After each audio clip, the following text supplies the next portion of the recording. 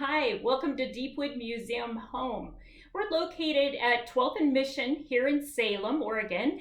And if you come to the home, one of the rooms that you'll definitely enjoy seeing is the nursery. In that room, we have toys that the children would have played with during the Victorian era through the 1930s. We also have books they would have read, cribs they might have slept in, some examples of the clothing they would have worn. And in the nursery, we also have a musical instrument. Now, the musical instrument behind me is called a euphonia, and it was a music box. Now, the idea of self-playing music boxes goes back to England, where they would have very elaborate bell towers. And the bell towers in Europe would have a rotating barrel, and it would be pinned with what were called cogs, or little pieces that would stick out in certain positions. And when they would move hammers, they would strike those, and the bells would be tuned to come out and produce music or songs. Now, in the late 1700s, the music box industry got started, and it was a huge industry in Switzerland, and it later moved across Europe and America, and 100,000 people did nothing but produce music boxes. Music boxes were extremely popular until player pianos, which you'll see later in this video, phonographs, and other inventions started to come along that would change the way people would bring music into their homes. And ultimately, the radio would come along, and later the TV, all making a big impact. Now, the piece that you see behind me, again, is a euphonia. In the lower part of it, we store the plates. They're kind of like a record, if you've ever seen a old-fashioned record. It's very similar to that, only it's metal. And it is struck by a comb mechanism as it turns, and it makes music. Now, we have many different songs. Today, we thought that you might enjoy hearing the Blue Danube Waltz. And by the way, that's a Victorian era song going back to 1867. Now, whenever we play an instrument or we touch any of the artifacts in the Deepwood home, we actually put on gloves so that the oils in our hands don't transfer to what we're touching. It just protects them a little bit. Now, when I start this up, you won't be able to see it real well, but never fear, I will give you a better look at it as we go along today.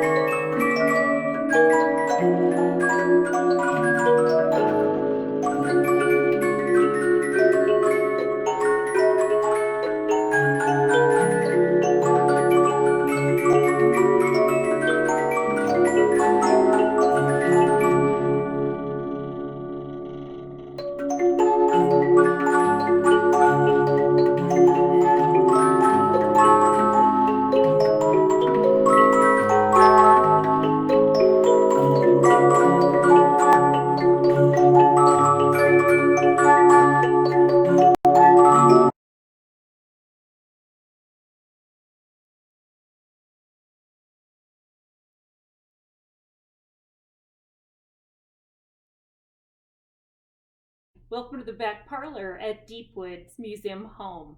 This is our 1921 player piano. Now, player pianos first came about in 1895, which ironically is just 1 year after this home was built in 1894 for the first family, Dr. Luke and Lizzie Port. Now, this player piano is one that represents the Victorian era, but it was actually from 1921. Player pianos, well, the first prototype came about in 1895. They were in production through the 1920s, but by the 1930s, we started to see them fade away as people started to get radios in their home. However, even as late as the 1960s, some player pianos were produced, and you can still get contemporary songs for player pianos today.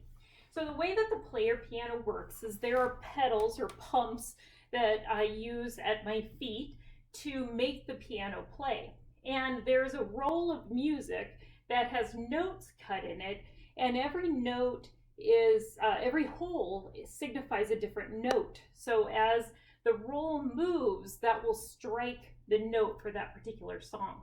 Now, I've chosen a song for today that you all will know quite well. It's the Happy Birthday song. Why did I choose the Happy Birthday song? Well, we all know it well, but also because it's from 1890. The story goes that there was a teacher, and she and her sister, she taught kindergarten, by the way, she and her sister set about to write a song that she could have the students sing every morning, and it was Good Morning to You. So they would use the tune that later became Happy Birthday, and they would sing Good Morning to You, dear students, good morning to you, and then good morning to you, dear teacher, good morning to you. And then if there was a birthday in the classroom, they would sing Happy Birthday to you using that melody. Of course, it's become one that we all use quite frequently and one that everyone knows, so I thought it'd be fun to hear. Now, one other note about the player piano is I tune it with levers that are in front of the keys. And that's also how I re-roll it to get a song ready to go again. So before the actual song starts, you're going to just hear some tunes playing as the song gets going.